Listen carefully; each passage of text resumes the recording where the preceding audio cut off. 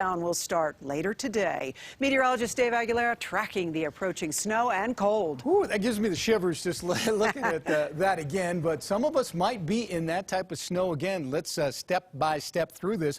Right now, we've got a few clouds out along the foothills up to the continental divide here. A little moisture coming in with some of the winds this afternoon. That's our downtown camp, 54 degrees. Here's the wind now. You can see a good northeasterly wind. That's keeping that 54 on the cool side. You add a little bit of wind chill with that.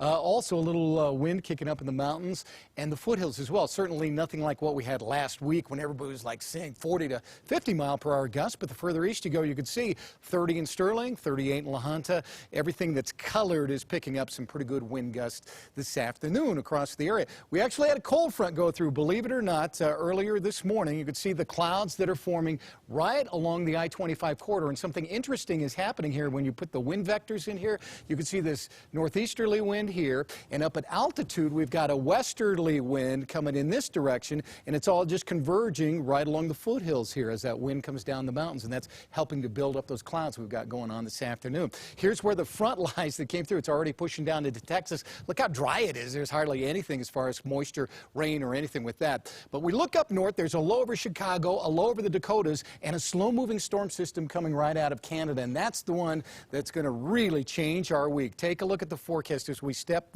through this. Tomorrow, we'll have afternoon clouds, some of those clouds coming from the southwest across southern Colorado, and we'll have clouds start to move in from Wyoming across the eastern plains. And then Monday night, the front drops. Look at that drop down into Nevada. It doesn't move out east yet. We start to see snow ramp up in the mountains and a little bit of snow developing here over the Denver metro area. Then slowly it moves into Utah on Wednesday. Rain mixed with snow for Denver, snow in the mountains. Then it moves into Colorado on Thursday. Snow in the mountains, rain mixed with snow for Denver. Then it moves to eastern Colorado on Friday, and we get more snow in Denver, more snow in the mountains. So in the short-term forecast, here's what we're looking at. By the time we get to Tuesday afternoon, might have a half inch to a couple of inches around the Denver metro area, a little more in the mountains, and then by the time we get to Thursday, look what happens. Some of the mountain locations could see up to a foot of snow, and by the time we get to Thursday in Denver, maybe 8 inches of snow total by then, and a little more snow on Friday as well.